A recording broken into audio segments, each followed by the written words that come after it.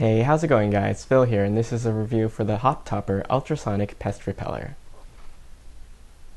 The Pest Repeller comes with the main unit and a 3-piece lawn stake. The main body of the Pest Repeller measures 5 1/4 by 4 1/4 by 1 3/4 inches. It has a solar panel on top for charging the internal batteries. There's an ultrasonic emitter on the front, a motion sensor, flashing LED lights, and 2 dials. The one on the left controls the frequency ranges that it outputs, and the one on the right controls the sensitivity of the unit, or the distance that the sensor will be triggered.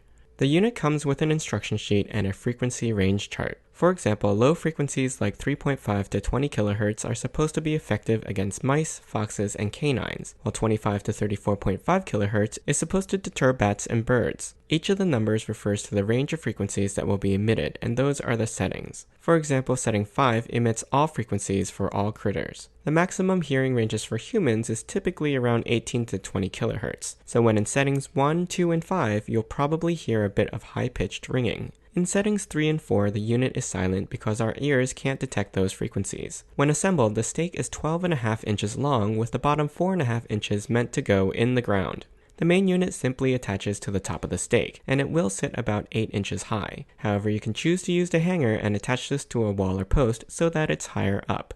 I've already had the unit out in the sun for a few days, so it should be fully charged. I'm trying to keep away primarily birds, so I can use either setting 3 or 5. I'll set it to setting 5 for now and test it in my garden. When the unit is triggered, the sensor will turn red and it will emit the ultrasonic frequencies twice over the course of 30 seconds. The LEDs will also flash during this time to visually frighten animals, which should be more effective at nighttime. The range of the motion sensor is decent. At the lowest setting, I was able to trigger the device from about 10 feet away, at the highest about 25 feet. But birds are much smaller than I am, so I'm going to set the sensitivity to the max.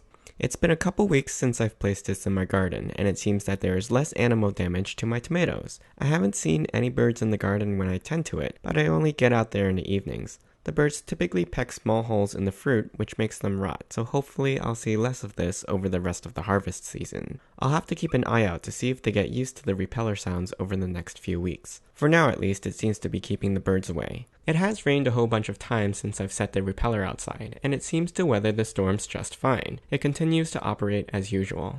I hope you enjoyed this review. You can ask me any questions in the comments. I'll put a link to the product in the description below. Don't forget to subscribe to my channel and join me next time.